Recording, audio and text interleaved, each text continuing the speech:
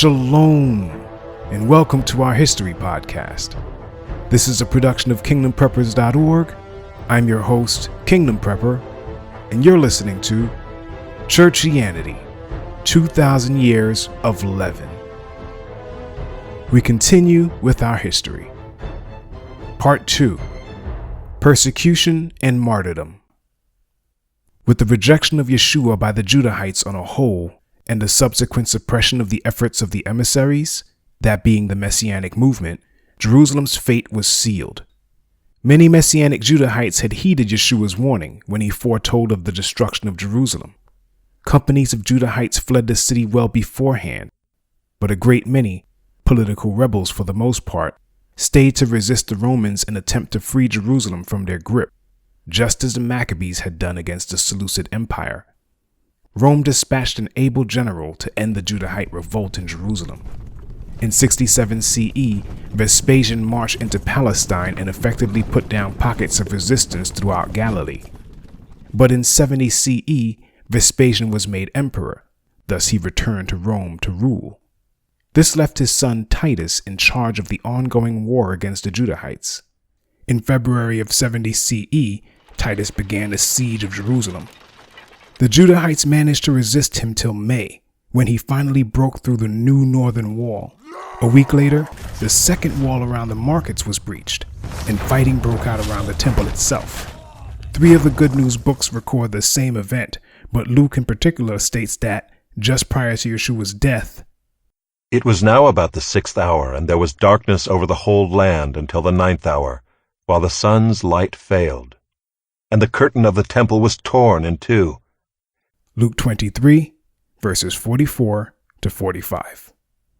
The curtain of the temple was torn from top to bottom, allowing all to see inside the apartments. This was done in fulfillment of a prophecy recorded in the book of Daniel.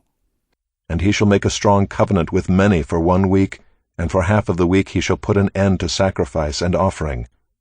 Daniel 9, verse 27. The curtain of the temple being torn should have brought a decisive end to the custom of sacrifices on earth, as Yeshua, the great sacrifice, had become the substance of that shadow representation. Despite this, however, sacrifices continued to take place in the temple after his death, resurrection, and ascension, and the last such sacrifice was offered on August 6th, 70 CE of the Roman calendar. Even with the systematic bombardment of the temple courts by Titus and his Roman army, the Judahite rebels, comprised of the radical zealots, still put up a fierce resistance. They somehow believed that Yah was still on their side. One false prophet even predicted that the Most High would intervene at the last hour to save the temple and its valiant defenders. But Yeshua's prophecy would not fail. By August 28th, the Romans broke through to the temple's inner courts, where they were met by 6,000 Judahite zealots prepared to die for their cause. Even the priests, the only ones still allowed inside the temple, put up a resistance. Once raging fires began to consume the temple itself, the fight went out of the Judahites, and those who survived either fled in horror or watched helplessly as their last hopes went literally up in smoke.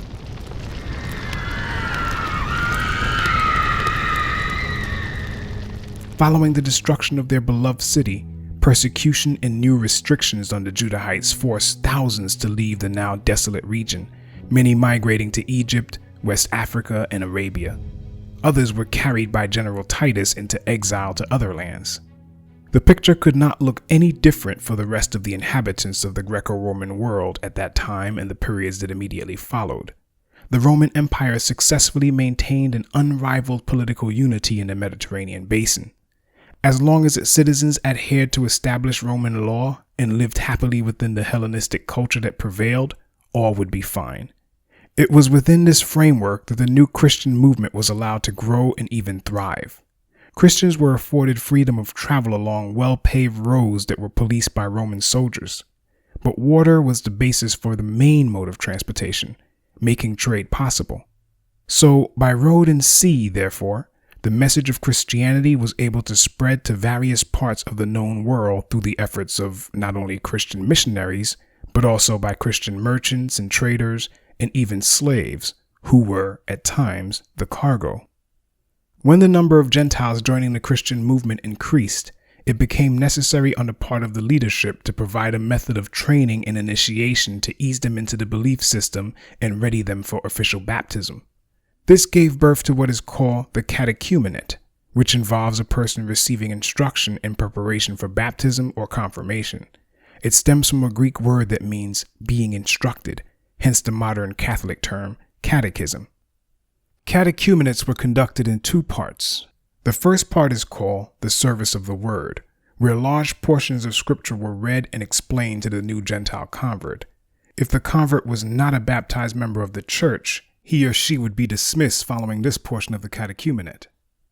If he or she was a baptized member, the service would move to part 2, service of the table, or communion, a corrupted representation of the Passover meal observed by Yeshua and his disciples. This practice of catechumenates was an early staple of the Christian movement and was maintained for the first 3 centuries of the early church system. The Romans were initially tolerant of the Christian movement, but persecution and martyrdom of Christians came with the arrival of Nero and did not abate until the conversion of Constantine. To listen to the full audio of this podcast or to download a free MP3 version, visit our website, kingdompreppers.org, by clicking the link in the description, and journey with us on this important historic odyssey.